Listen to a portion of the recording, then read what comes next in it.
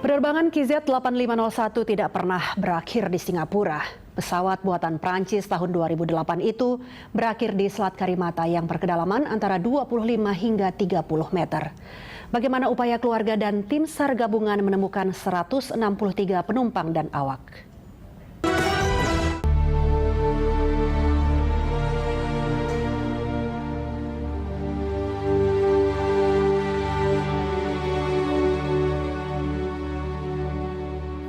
Winoya Theodorus tak akan pernah lagi bersekolah dan bermain bersama teman-temannya di SMU Katolik Raja Wali Makassar. Siswi kelas 12 IPA 2 itu satu dari 155 penumpang AirAsia KZ-8501 yang jatuh di Selat Karimata.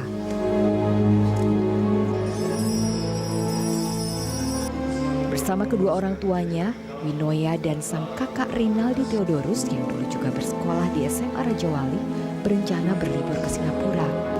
Kini baru jasad sang ibu Siana Joseph yang ditemukan. Jadi memang kepergiannya dia itu memang akan terasa sekali pada kita teman-teman sekelas. Mungkin bahkan pada orang-orang yang baru kenal sama Winoya pun itu akan merasa kehilangan karena Winoya memang anaknya supel sekali, cepat akrab, terus dia memang tidak memilih-milih teman.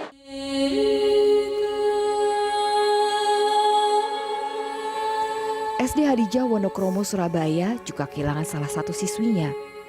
Naura Kanita Rosada Suseno, siswi kelas 5, hingga kini belum ditemukan.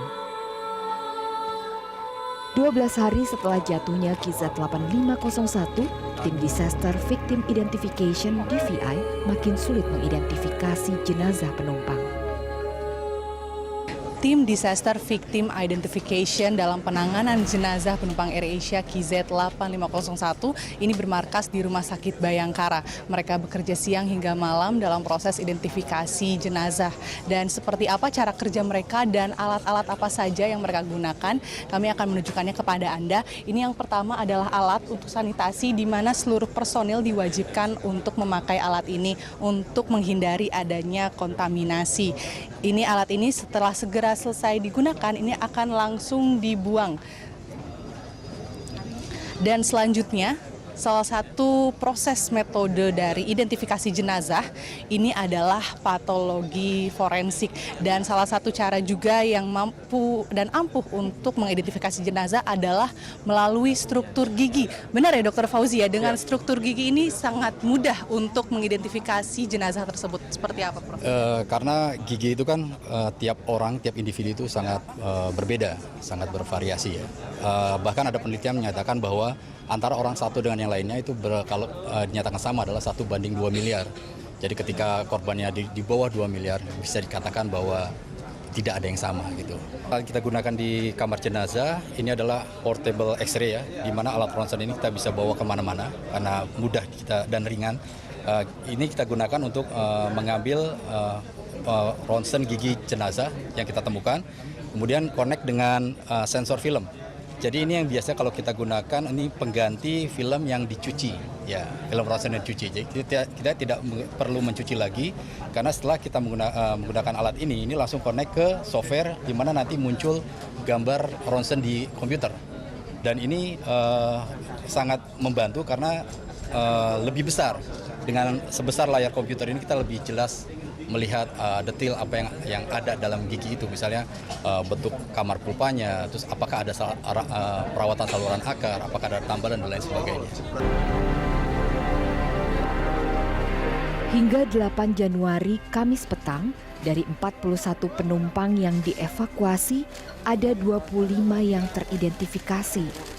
Bila kondisi jenazah sudah tidak baik, identifikasi bisa memakan waktu hingga 3 minggu. Sementara tim Basarnas siap mengangkat ekor AirAsia yang ditemukan di kedalaman 35 meter di Selat Karimata atau 127 km dari Pangkalan Bun. Maka kita lakukan penyelaman oleh tim marinir yang ada di kapal Banda Aceh untuk melaksanakan kegiatan penyelaman. Dan hasilnya langsung memberikan gambar-gambar yang disampaikan kepada seluruh media yang menjadi bukti kita bahwa ekor AirAsia itu tertulis ada huruf A, kemudian X, kemudian C. Pesawat tersebut adalah Papa Kilo AXC. Merupakan ini bagian dari ekor yang kondisinya di bawah laut jatuh pada posisi terbalik atau inverted. Sehingga sebagian dari stabilisasi ekornya itu tertanam di lumpur. Nah, sementara saat ini sedang dilakukan penelusuran posisi dari black box itu sendiri. Karena ini merupakan bagian yang harus diangkat dari ekor pesawat tersebut. Karena ini merupakan tim yang akan mensiasati bagaimana caranya bisa mengangkat karena posisi terbalik. Temuan ekor pesawat menjadi kunci untuk mengetahui penyebab jatuhnya KZ-8501. Tim punya 3 skenario untuk mengangkat ekor yang menyimpan kotak hitam berisi rekaman data penerbangan. Bila memungkinkan, kotak hitam diangkat oleh penyelam. Namun bila sulit, ada pilihan menggunakan crane atau balon. Kini, tim fokus mencari kotak hitam dengan pinark locator. Kondisi cuaca membuat tim SAR gabungan tidak bisa memaksimalkan teknologi yang ada. Dasar Laut Jawa yang dekat Selat Karimata didominasi material lempung, lumpur, dan pasir halus. Cuaca buruk ditambah arus kencang membuat kondisi air keruh. Ini menghambat pengangkatan kotak hitam dan evakuasi sebagian besar penumpang yang diduga masih terjebak di badan KZ-8501.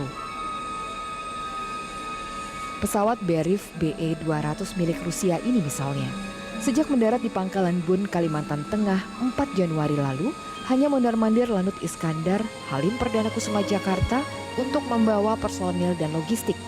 Ombak yang selalu di atas 1,5 meter membuat pesawat amfibi ini sulit mendarat di laut. Padahal BE-200 memiliki sejumlah teknologi yang bisa mendeteksi objek bawah laut. Selain itu, BE-200 juga dilengkapi kendaraan nirawak yang dapat digerakkan sesuai dengan arahan untuk pencarian bawah laut. Meski nanti kotak hitam telah ditemukan, pemerintah tidak akan membatasi waktu pencarian penumpang dan awak AirAsia KZ-8501.